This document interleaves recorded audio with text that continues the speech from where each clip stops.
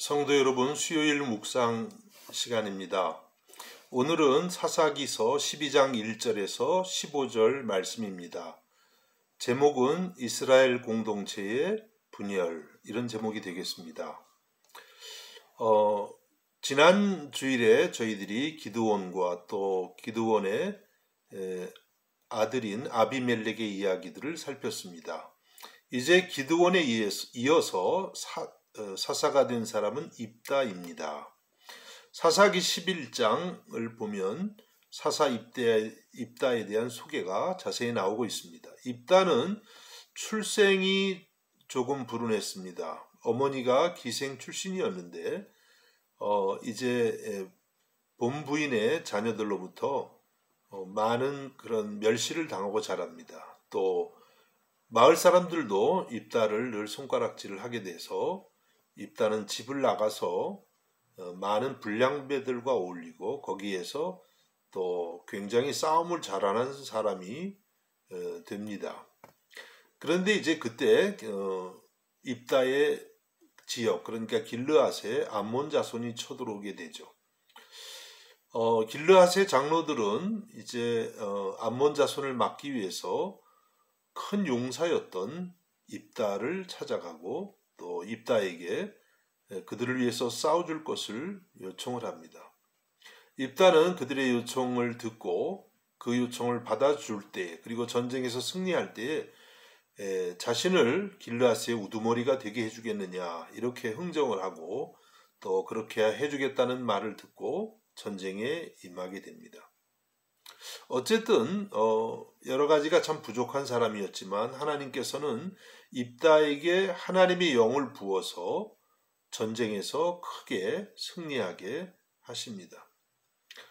그런데 입다가 큰 실수를 저지르고 말았습니다. 전쟁을 하기 전에 하나님께 서원을 하면서 하나님이 만일 이 전쟁을 승리로 이끌어 주시면 자기가 이제 집으로 돌아갈 때 자기 집에서 제일 먼저 나오는 사람을 하나님께 제물로 바치겠다고 그렇게 서원을 하고 만 것입니다. 그래서 이제 승리를 하고 개선 장군이 되어서 집으로 돌아갔는데 너무나 참 예상치 않게 자기의 무남 동료가 자신을 맞으러 나온 것입니다. 입다는 너무나 큰 슬픔에 빠지게 됐고 한번 그가 하나님 앞에 소원한 말이기 때문에 그대로 자기 딸을, 무남 동료를 제물로 바치는 엄청난 그런 비극이 벌어지고 만 것입니다. 입다가 잘못된 소원을 한 것이죠. 당시 이 가나안에는 이와 같이 자기 자녀를 신에게 번제물로 바치는 그런 습관이 있었습니다. 구약을 보면 하나님이 이러한 제사를 가증스럽다고 말씀하셨고 그 어떤 우상 숭배의 문화보다도 더 싫어하신 그러한 문화인 것입니다. 그러니까 당시에 이스라엘 안에 이와 같은 이방의 문화, 또 이런 잘못된 우상 숭배의 문화가 가득했다는 것을 알 수가 있습니다. 심지어 사사로 부름받은 입다조차도 그와 같은 이방 문화에 크게 동화되어 있다는 것을 알게 됩니다. 우리는 이런 모습을 보면서 혹시 우리들도 이 시대에 이방 문화들을 무분별하게 받아들이고 있는 것은 없는지 우리 자신을 살펴보아야만 될 것입니다. 하나님의 말씀을 우리가 더욱더 철저하게 공부하고 또 그 말씀에 비추어서 잘못된 것은 철저하게 끊어낼 수 있는 그와 같은 결단이 필요하다고 하겠습니다. 어쨌든 간에 입다는 이런 큰 비극 가운데에서 있었지만 전쟁에 크게 승리한 그런 사사가 되었습니다. 그런데 이제 오늘 우리가 읽은 이 본문을 보면 그때에 에브라임 지파 사람들이 입다에게 찾아옵니다. 그리고 말하기를 왜 전쟁에 나가면서 우리 에브라임 지파를 부르지 않았느냐는 것입니다.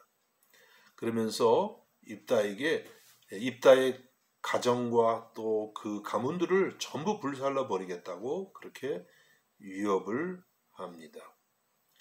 그런데 사실은 우리가 성경을 보면 입다가 에브라임 지파에게 도움을 요청하지 않은 것이 결코 아니었습니다. 요청을 했지만 그들이 도와주지 않았기 때문에 입다는 목숨을 걸고 암몬과의 싸움에 나갔다고 그렇게 말하고 있습니다. 그러니까 에브라임 지파가 입다를 찾아온 것은 아무런 사실 명분이 없는 것이었죠. 단순히 그들이 교만했기 때문이라고 할 수가 있겠습니다. 에브라임 지파는 이스라엘의 정중앙에 차지하고 있는 그 지파로서 그곳에 당시에 하나님께 예배드리던 실로의 제단이 있었습니다. 또 에브라임 지파 사람들은 자기들이 이스라엘의 리더가 되어야 한다는 그러한 교만 속에 있었던 것이죠. 그래서 이렇게 길르앗 지역을 위협을 했던 것입니다. 입다는 이와 같은 그들의 유업에 이제 몹시 분이 났습니다. 그래서 에브라임과 싸우게 되는데 에브라임 지파 사람들이 크게 대패하게 되고 에브라임 지파 사람들이 오늘 이 말씀을 보면 42,000명이나 죽임을 당하게 되었습니다. 동족 상잔의 비극이 일어난 것이죠.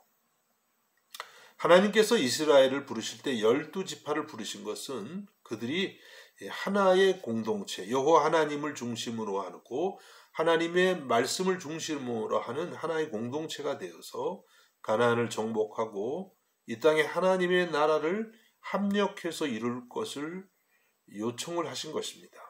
그런데 사사시대가 지나가면서 사사시대에 이와 같은 공동체성이 하나씩 둘씩 다 무너지면서 서로 이기적이 되고 또 서로 화합하지 못하면서 원수보다 못한 사이가 되고 만 것입니다.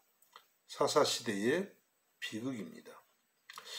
이 사사시대의 모습을 보면서 오늘 우리들도 그와 같은 모습 속에 살아가고 있는 것은 아닌지 돌아볼 수밖에 없습니다. 우리의 교회 공동체는 과연 그리스도를 중심으로 하나가 되고 있는지, 또 교회와 교회 간에도 서로 다툼이나 또 시기 질투, 교만이 아니라 서로를 섬기는 그런 겸허한 마음으로 하나를 이루어가기 위해서 힘쓰고 있는지 우리는 오늘 말씀을 통해서 돌아보아야만 할 것입니다. 우리는 이와 같이 하나가 되도록 부름을 받은 사람들입니다. 교회가 세상에 줄 수 있는 가장 강력한 메시지 중에 하나는 화평함을 보여주는 것입니다. 세상은 화평하지 못합니다. 서로 갈라치기를 하고 서로 적을 만드는 것이 세상입니다. 그러한 세상의 문화 속에 교회가 화평을 이루고 또 서로 사랑하는 모습을 나타낼 때에 그 자체로도 예수 그리스도가 능력 있게 증거되는 것입니다. 우리는 이와 같은 것을 생각하면서 예수 그리스도의 십자가의 사랑을 배워야 될 것입니다. 주님의 섬김이 우리 삶의 기초가 될 수 있도록 끊임없이 우리를 주님의 십자가 아래 내려놓고 회개하고 또 나를 주님 앞에서 낮추는 그런 훈련을 해야만 되는 줄로 믿습니다. 사사시대의 모습은 어쩌면 오늘 우리의 모습을 그대로 보여주고 있는지 모르겠습니다. 주님 앞에서 참 우리의 연약함을 고백하면서 오직 주님의 은혜가, 오직 주의 성령이 우리를 하나로 연합시켜 주시기를 간구하는 저와 여러분이 될 수 있기를 예수님의 이름으로 축복합니다. 기도하겠습니다. 하나님 아버지, 사사시대에 이스라엘의 그 공동체가 깨어지는 모습을 보면서 또 오늘 우리의 모습과 너무나도 비교가 됩니다. 저희들도 얼마나 분열하기 쉬운 그런 연약함을 가지고 있는지요. 주여 우리를 불쌍히 여겨 주시옵고 날마다 십자가에 달리신 주님을 바라보며 먼저는 하나님과 그리고 공동체 안에서 우리의 이웃들과 화합하는 것을 배워가게 하여 주옵소서. 다시 한번 주의 교회가 세상 속에 이 화평의 메시지와 또 삶으로 전할 수 있는 은혜를 허락하여 주옵소서. 예수님의 이름으로 기도하옵나이다. 아멘.